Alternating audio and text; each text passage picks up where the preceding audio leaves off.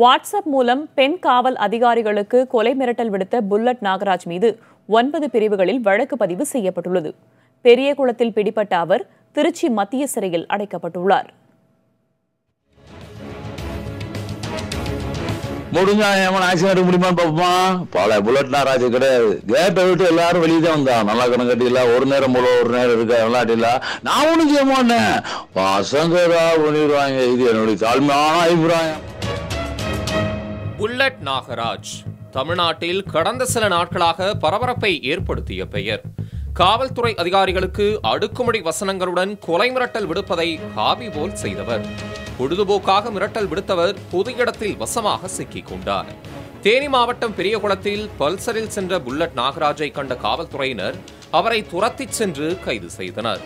பிடிபட்ட நாகராஜிடம் இருந்து 2 கத்திகள், 2 டம்மி துப்பாக்கிகள், போலி அரசு முத்திரைகள், கள்ள நோட்டுகள், போலியாக தயாரிக்கப்பட்ட பத்திரிகையாளர் மற்றும் வழக்கறிஞர் அடையாள அட்டைகள் பறிமுதல் செய்யப்பட்டன.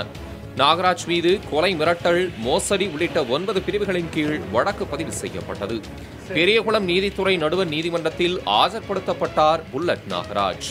அவரை 15 நாட்கள் நீதிமன்ற காவலில் சிறையில் அடைக்க மாஜிஸ்திரேட் அருண்குமார் உத்தரவிட்டார். இதனையடுத்து புல்லட் நாகராஜ் திருச்சி மத்திய சிறையில் அடைக்கப்பட்டார். தமிழ்நாட்டில் நான் பார்க்காத ஜெயிலே இல்லை என்று தனது மிரட்டல் ஆடியோவில் கூறியிருந்தார் புல்லட் நாகராஜ். அதனால் என்ன, மீண்டும் ஒருமுறை சிறையை பார்த்துவிட்டு வாருங்கள் என்று உள்ளே அனுப்பிவிட்டது காவல்துறை. ஆக்ஷன் ஹீரோ போல் வசனம் பேசியவர் காமெடியனாக மாறிவிட்டார். விஜய் சாந்தி நினைப்பா 4 பேர் இருக்கும்போது டம்முன்னு அடிக்கிறது வைக்கிறது. இன்னும் ஒரு ட்ரிப் அங்க பார்த்தேன். இன்ன வரைக்கும் மூஞ்சி நான் பார்த்ததில்ல. பார்த்தா பயங்கரமான வேட்டையாடுறங்கிறது இல்லை.